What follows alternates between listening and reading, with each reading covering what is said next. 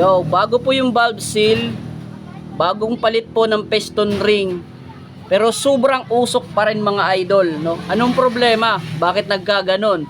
No, kung nakaraan sa mga nakaraan nating video, umuusok dahil lumalabas yung oil dito. Pero ito wala, napakaganda.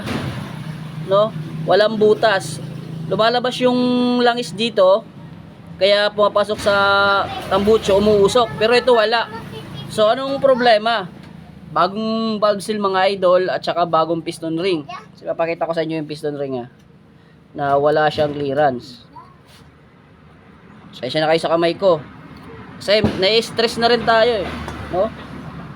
Kapapalit ko pa lang ng piston ring bago, tsaka valve seal bago.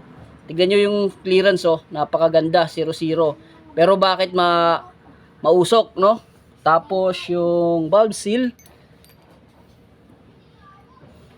ayan, fit na fit din mga idol kasi bago, no?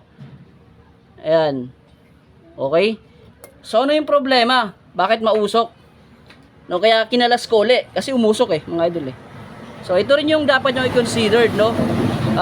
Nagiging sanhi ng usok yung kanyang valve guide. Napansin ko yung valve guide mga idol nung tinanggal ko ulit kasi magpapalit sana ulit ako ng valve seal kasi akala ko valve seal lang. Ito yung nangyari, napansin ko gumalaw yung valve guide umaangat. Yun, naangat ng kamay ko.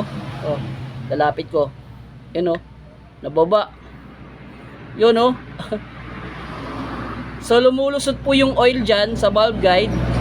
Lumalabas dito sa may tambucho. Kaya grabe, sobrang usok talaga. Yun hindi dapat mahihila yan mga idol O sa kabila kasi okay. Sa kabila tayo. Ano boss?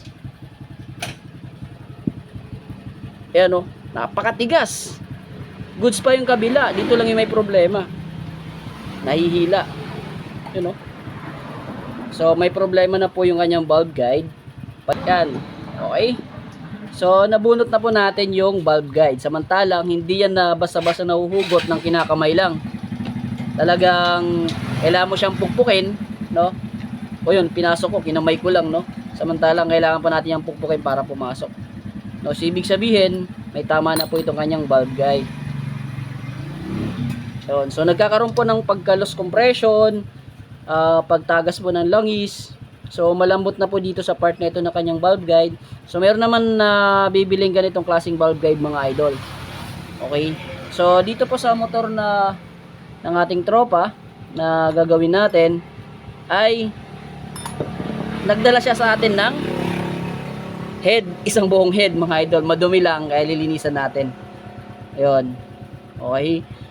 So nakita ko kahit madumi yung head na to, maganda pa po yung fitting ng kanyang valve guide. So ang gagawin ko dyan, lilinisin ko na lang yan at ikakabit ko sa motor. Ayun lang mga idol, no?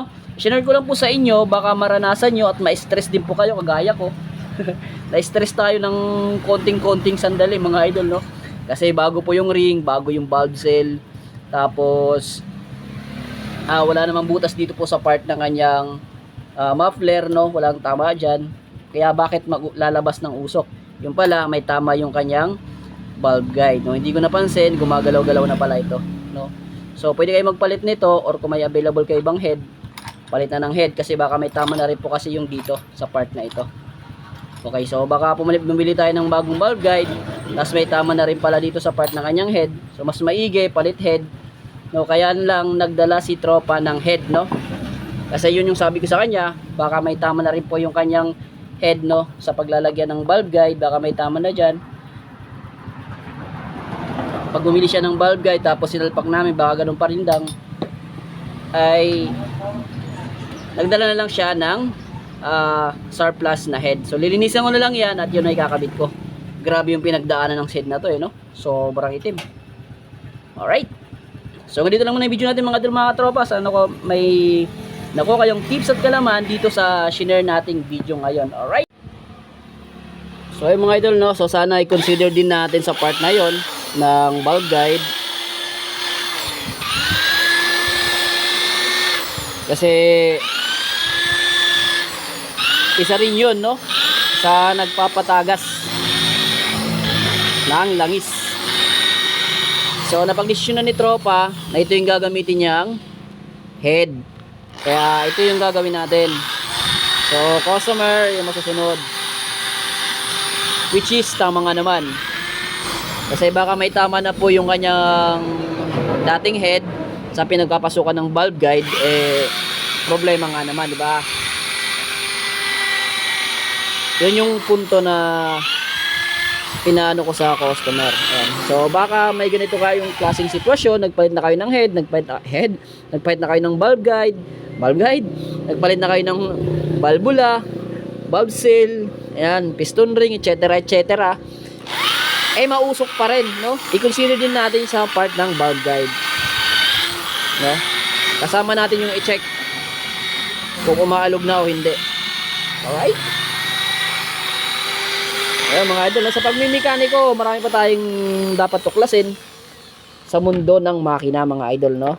Kaya sa bilang isang mekaniko, keep on learning mga idol. Ika nga. Sineshare ko sa inyo yung naranasan kong ito, no, na medyo na-stress tayo ng kahit konting sandali. Kasi naikabit na natin tapos umusok. Yun. So nagtaka ako kung bakit. No, magandang klase naman yung kinabit nating piston ring, genuine. At tapos yung valve seal natin, genuine yung kinabit natin, pero bakit umusok? Kaya nung binaklas ko ulit, napansin ko gumalaw po yung kanyang valve guide. Okay?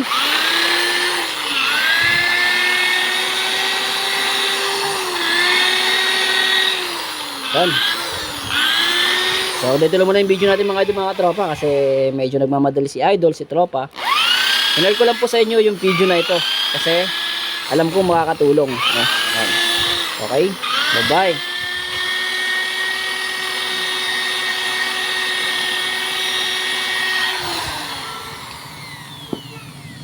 Ayos yan.